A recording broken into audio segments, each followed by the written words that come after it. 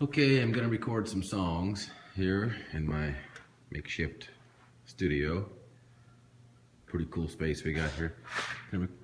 About to record some songs. Wanted to show real quick, got this kind of unorthodox drum set I'm miking up here. It's a little bit difficult to mic up, as you can see. Drummer's got his kick drum way over here to his right, and almost like the rest of the set's on the other side of the kick drum. Kind of a challenge. I think it's going to work out. Let me show you what I decided to do here.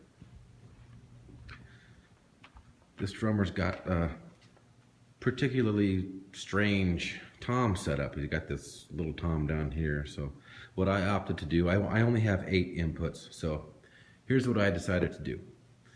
So I'm going to call this the left toms. What I try to do is get an overview of all 3 of these toms with just this tom mic right here. I'm going to call that left toms. And I think that position probably worked pretty good.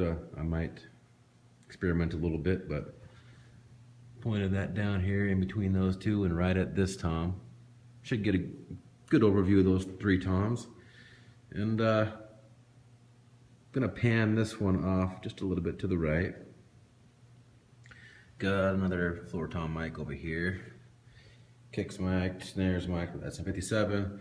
So what I did was, as there really is no middle to this kit, I mean, it's pretty hard to imagine a middle to this kit. Look at this kit.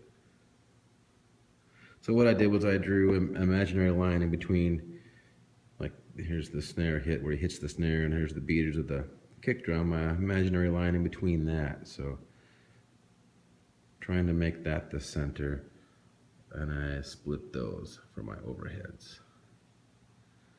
And I measured from the center of the snare to each mic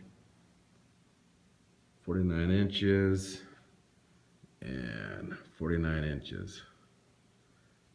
49 inches because I wanted it big enough, or tall enough and out of the way of the drummer so he didn't hit the mic when he's going crazy, and close enough that I'm not getting all cymbals. Anyways, and I'm gonna try this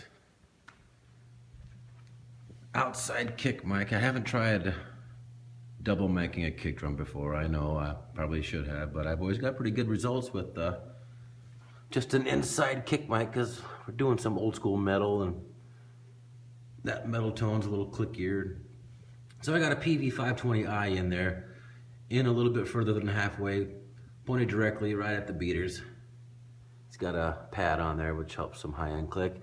And I'm gonna use this cheap MXL mic to just reinforce some low one.